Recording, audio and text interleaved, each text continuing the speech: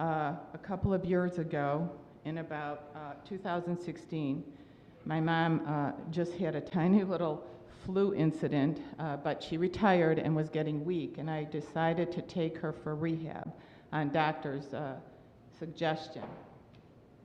Since the day I took my mother to rehab, I've been living with a motto all over the world that says, Free Jean 2016. Then it became Free Jean 2017, and this year it's been Free Jean 2018. Jean is my mother. People ask me, where's your mother? I said, she's incarcerated. Where? Is she in Syria? Is she in Iraq? Is she in Korea? Where is she? I go, she's here in Detroit. How is she incarcerated at 92? Well, she was so-called kidnapped by a probate court that violated every statute and law under guardianship and conservatorship, Michigan court rules and laws, and I know them by heart.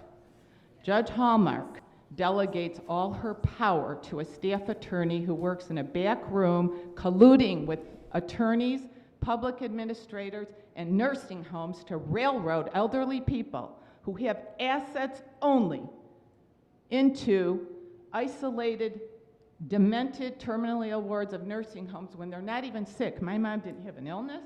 She was not demented. She had nothing wrong with her. She's been isolated for 2 years, not allowed to see me, not allowed to be with her own daughter because they want our house.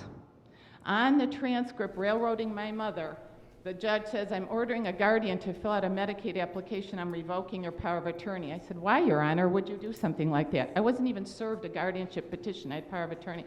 She goes, because I said so.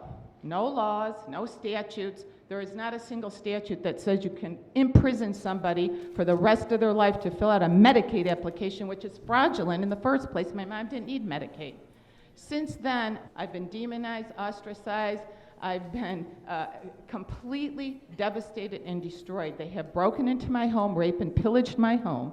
A public administrator just said on a trial on the record, yeah, I broke in her home and took her art. It's in my offices. It looks great. You have a big problem in probate. It's called fraud. It's called illegal activity, taking what is not theirs. There is a reason why attorneys are making $100 million a year off of Judge Hallmark, Judge O'Brien, and these other probate judges. I was in those back rooms. Unfortunately, I didn't have a FBI wire on me, but I saw it all. I can talk about it. This is criminal activity, and now I'm being hounded by sheriffs. I was assaulted at the court. Sergeant Tovar covered up an assault, destroyed evidence, destroyed witness statements. My mother was assaulted. He destroyed her statement. And then I went up to Jessica Cooper's office, and they sent up 3 sheriffs up there who told Jessica Cooper that I was dangerous. So these sheriffs insisted she leave the door open so they could stand there. And when I walked out of Jessica Cooper's office, the sheriffs had their ears plastered onto the wall, which was alarming. And I said, hey, if you need to know something, just ask. So there's cover-ups going on with the sheriffs. They're all in cahoots in this courthouse. There's an incredible, and I mean an incredible corruption ring going on between facilities, nursing homes, these judges, and their attorneys. Now, whether or not these judges are complicit, I didn't accuse that they are complicit. But a judge is a judge and is responsible for that office. And I could never get any help because anytime somebody kidnaps your family member, it becomes so emotional that you are willing to pay any price. I just turned 65. I worked 45 years. I'm not rich, I'm an artist, but I managed to save $500,000 to care for my mother in her old age. Every penny is gone. And now, I've just got her out. I just freed her. Okay, because I had to put a noose around Hallmark's neck and show her how she was coming down, that she freed her. But I'm saying that no one in this county is doing their job. No one stepped up. I've been to every representative. I've been to Washington, CIA, FBI, and everywhere else.